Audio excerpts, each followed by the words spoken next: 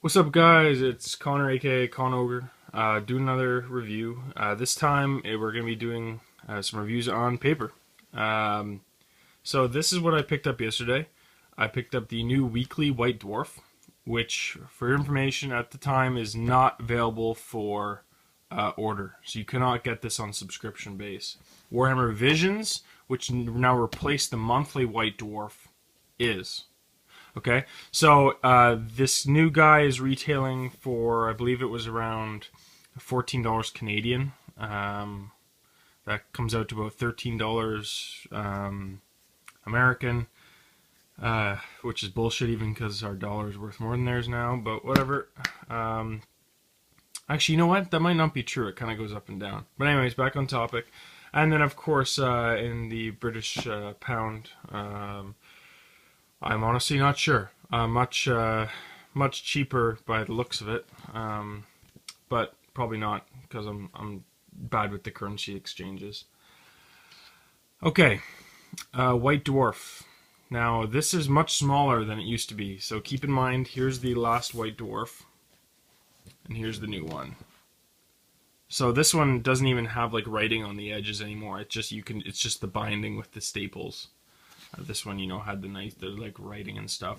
And the old one came out to be about, give or take 150 pages. Actually, I think it might be right on the, 150 pages. About that. Okay. The new one, I think, sits around somewhere like 70. No, not even, sorry. It's 35 pages. But here's the thing. I like this more than I like the Warhammer Visions, which comes out to around 200 pages now. So what you got in the Warhammer Visions now is pure hobby-based. And you'd think that'd be great for me because I don't play much. But, there was one thing on Ogres, nice pictures, but that's the whole book. Is they just showcase armies, beautiful VC army. And it's not like it's not visually appeasing. It's just sometimes you want a little bit more, a little bit more meat on the bones. That's all there is. It's just showcasing new stuff. The whole thing. Now, you get to the back, and you get to this. They do a whole couple pages on painting techniques. Now, in this case, they did all Tyranids. I know they just came out, but I thought this was weird because they did this in this White Dwarf here. So, I don't know, I thought they could have done something different, maybe showcase the dwarf painting techniques. However, it looks like that's what they've done in this White Dwarf. So we'll go to the my first bookmark here and see what I was trying to talk about. Oh, yes. So the first thing they did a showcase of all the new books coming out. A new one called Thorgrim, which is the High King Thorgrim Grudgebearer. Looks like a pretty cool book. Scars, False Gods. I don't really care about any of the Space Marine stuff, but the Thorgrim one sounds like it could be pretty cool. And, they talk about the Index Chaotica, which looks like a thing coming out for, it's the 40k demons, not our demons. Space Hulk, some other gibberish about Tyranids. I'm kind of getting tired of hearing about them, honestly. Sorry. And here's what was worth it, in my opinion. So, step-by-step techniques on how to do, like, Grommal armor. So you want that, like, really beautiful-looking silver armor. This is how you do it. And it looks like they just start with a lead belcher. They move on to Ironbreaker. They oil it, null and oil wash. Layer it, edge highlight with Runefang steel, and then glaze it with it's called Gulliman Blue, and they mix it with a little bit of Lamian Medium to give it like a little blue sheen. So that's cool. Dwarf Flesh. I don't like their. Honestly, I don't like their skin technique. I think mine's better personally. I think it looks too dark, but we'll see. Maybe on dwarves it look different. Now, step-by-step tour: how to do brown beards, how to do blonde beards, how to do gray beards. That's awesome. I mean, especially for dwarfs, but even for ogres. We have lots of beards sitting around, so that's kind of nice to have. So my verdict: I'm not going to be buying this. This will be something that I buy like when a new army comes out. So this was nice. I get to see the Tyranids. They're awesome. It's a really pretty looking book. But I wouldn't buy it every month because it's kind of expensive considering I think I'd be more inclined to get the $5 a week one. So given how many weeks in a month, yes, you're going to come out paying a little bit more. That depends on how much cheaper the subscription is. If it comes down to maybe $3 a week or something like that, which I think this is worth, honestly. Oh, there's some ogres on the back, just noticed, with the new dwarves. Back to the topic, though. I could see this in my repertoire more than the Warhammer Visions. This has more of what I'm looking for, which is articles, people talking about, oh, here's the Longbeards, here's how we cast them, why do we cast them like this, Belagar Ironhammer, story, you know, there's lore in there, there's all sorts of fun stuff, okay?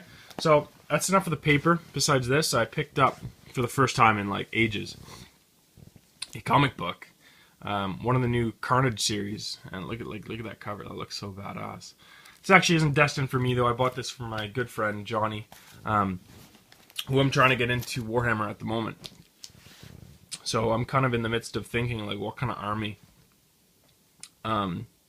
He's not in the position, probably, to be buying himself a whole army. So I'm thinking of getting a 500 to 1,000 points of something, and painting it for him, and keeping it for myself. It's not going to be his, but just having another army separate so I can go and then I can invite a friend and play with me. Because of a gracious offer from another member, I'm looking at like Skaven and High Elves, because those are the ones he said he has. But you know, who knows? Maybe I'll get a couple points. The new dwarves. I don't know. We'll see.